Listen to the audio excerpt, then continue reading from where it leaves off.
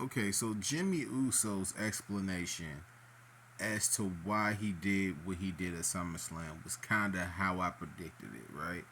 He didn't go back to the bloodline. That wouldn't have made no damn sense after everything that Roman Reigns had done to him.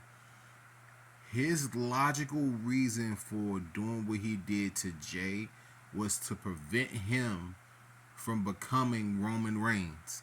When you really sit there and you think about it, that makes complete sense in storyline. Like we talking about from the storyline based standpoint of writing a story that's believable, that made sense. All right, comparing that to the Rey Mysterio and all that Austin's theory stuff that I did earlier, the previous video, like this made way more sense because this is better long term storytelling, and it's like he didn't want his younger brother to turn into Roman Reigns, which made complete sense. Some people might not like that explanation.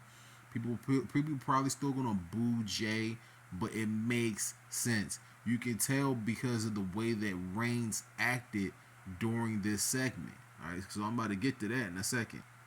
The next thing you know, Jay super kicks Reigns, whoops Solo's ass. You know, the whole thing that just kind of went down there. We was all expecting for that to happen, right? Now the super kick here, this is like pre-super kick, but man, you could have seen this coming, man. Like it's one of those things. Like I said, it made sense for Jimmy to do what he did, but Jay just seems like he's too far gone at this point, and you can understand why he did what he did here as well. All right, now this is the part where he said that he quit. Now he's talking about he's quitting the Bloodline, WWE. Is there like a bigger story here to tell? Right? Is there a bigger story here to tell with Jey Uso? I don't know. I don't know if it's one of these things where Jay's peeling out so Jimmy can have the next title match. I think that that's a good way to kind of write him off of television. I don't know how they write him back to the story if he's taking some time off. You guys got to think about it. These dudes been running this storyline for damn near 3 years, 3.5 years nonstop. Jay's been like in the middle of it, like smack dab in the middle of it for 3.5 years. We talking about limited amount of time off. I don't know if it's one of these things where he's taking the time off to come back, maybe towards WrestleMania. Maybe they have him win the Royal Rumble. I'm talking about long term storyline, but it's just one of these things where you can see a triple threat match at WrestleMania going down. Like it just looks like that's where this is leading to, and this is another prediction in which I hate to pat myself on the back, but you can see triple threat match at WrestleMania. They can make this happen. So the next title defense for Reigns is probably going to be Jimmy, and maybe Jay has something to do with that. You don't know. Is this a kayfabe walking away from the? This guy's not walking out of the company, bro. This is kayfabe. This is a reason to write him off of television for a few weeks to give Jimmy a chance at the championship.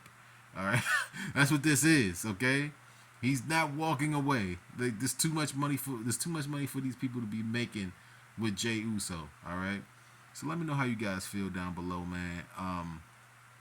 This was a well written story. Like you could tell that Heyman has something to do with it because the explanation of Jimmy made complete sense as to why he did what he did at SummerSlam. Essentially, he didn't want his younger brother to turn into Reigns with that type of power, right? Like, look at how Reigns is, man. Like that type of power. I mean, it's crazy. So it is what it is, man. Y'all let me know how you feel down below, man. It's the WC. Once again, one of the greatest storylines in WWE history taking another turn for the great. All right. Yeah, and I'm just kind of projecting out to give people an idea of what the creative team who have already criticized tonight is like the direction in which they're trying to go with this storyline telling. Yeah, you could tell whoever. I'm gonna say it like this: before I get out of this video. Whoever's writing the Austin Theory, Rey Mysterio, Escobar storyline probably has absolutely nothing to do with this one. All right, whoever's running this, the Usos, Bloodline, Roman Reigns, Jimmy and Jey Uso storyline, Solo Sikoa storyline. It's got to be a completely different person running it because this storyline makes sense, and the other storyline just feels like it's being hot shotted.